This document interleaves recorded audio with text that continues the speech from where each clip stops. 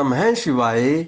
शिवजी द्वारा शंखचूड़ वध कथा 40वां अध्याय पंचम खंड श्री रुद्र संहिता शिव महापुराण।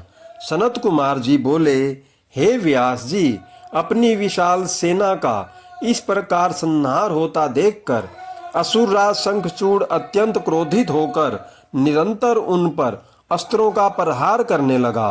तत्पश्चात उसने अपनी माया का प्रयोग करते हुए सभी देवताओं सहित देवाधिदेव महादेव को भयभीत करने का प्रयास किया। परंतु इस जगत के स्वामी को इस प्रकार भला कोई डरा सकता है क्या? देवाधिदेव महादेव जी उसकी माया से तनिक भी भयभीत नहीं हुए और उन्होंने शंखचूड़ पर अनेक दिव्य शक्तियों से प्रहार किया, जिनके फलस्वरूप शंखचूड़ की माया पल भर में ही विलुप्त हो गई। क्रोधित महादेव जी ने दैत्येंद्र का वध करने के लिए अपने हाथ में त्रिशूल उठा लिया।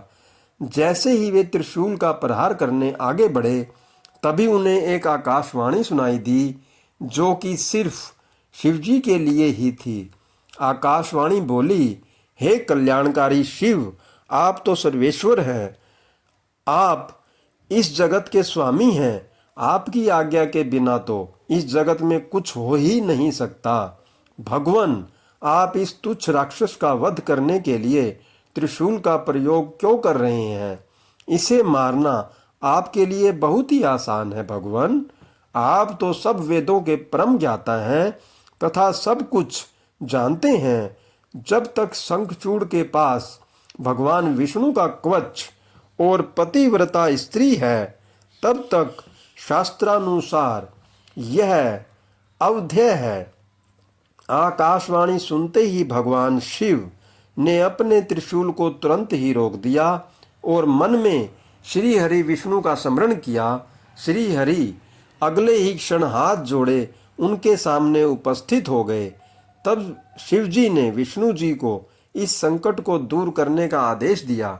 भगवान विष्णु ने तुरंत एक ब्राह्मण का वेश धारण किया और भिक्षा मांगने के लिए दैत्यराज शंखचूड़ के पास पहुंच गए। वहां पहुंचकर विष्णु जी ने भिक्षा मांगी।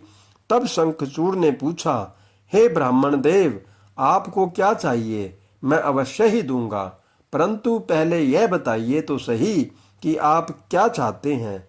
तब ब्राह्मण का रूप धारण किए हुए विष्णु जी बोले कि पहले प्रतिज्ञा करो कि मैं जो मांगूंगा तुम मुझे दोगे। इस प्रकार जब शंखचूड़ ने ब्राह्मण को उसकी इच्छित वस्तु देने का वचन दे दिया, तब विष्णु जी ने उससे उसका कवच मांग लिया। कवच लेने के पश्चात वे ब्राह्मण के रूप में ही दैत्यराज की पत्नी देवी तुलसी के पास गए। मायावी विष्णु जी देवताओं के कार्य को पूरा करने के लिए देवी तुलसी के साथ भक्तिपूर्वक विहार करने लगे। दूसरी ओर जब भगवान शिव को अपनी दिव्य अलौकिक शक्ति द्वारा इस बात का ज्ञान हुआ कि शंखचूड़ की रक्षा करने वाला कवच और उसकी पतिव्रता स्त्री की शक्ति अब उसके साथ नहीं रही, तो तुरंत ही उन्होंने अपना विजय नामक त्रिशूल उठा लिया और पूरी शक्ति से उस त्रिशूल का प्रहार दैत्यराज पर किया। उस दिव्य त्रिशूल के प्रहार से पल भर में ही शंखचूड़ के प्राण पखेरु उड़ गए। दैत्यराज शंखचूड़ के मरते ही आकाश में दुदुम्बियां बजने लगी, चारों दिशाओं में मंगल गान होने लगा और भगवान शिव पर आकाश से फूलों की वर्षा होने लगी। वहां उपस्थित सभी देवता भगवान शिव की स्तुति करने लगे और उनको धन्यवाद कहने लगे। असुरराज शंखचूड़ भी भगवान शिव के हाथों मृत्यु को प्राप्त होकर अपने शाप से मुक्त हो गया। उसकी हड्डियों से एक विशेष शंख की जाति बनी। उस शंख में रखा गया जल अत्यंत शुद्ध माना जाता है और उसका प्रयोग देवताओं पर जल चढ़ाने के लिए तथा घरों को शुद्ध करने के लिए किया जाता है। वह जल देवी लक्ष्मी और श्री हरि विष्णु को बहुत प्रिय है, परंतु इस जल को भगवान शिव की पूजा में प्रयोग नहीं किया जाता। इस प्रकार दैत्यराज शंखचूड़ के वध के पश्चात कल्याणकारी भगवान शिव प्रसन्नतापूर्वक नंदीश्वर पर आरूढ़ होकर देवी भद्रकाली, कुमार कार्तिकेय और गणेश जी सहित अपने अनेकों गणों को साथ लेकर पुनः अपने निवास स्थान कैलाश पर्वत की ओर चल दिए।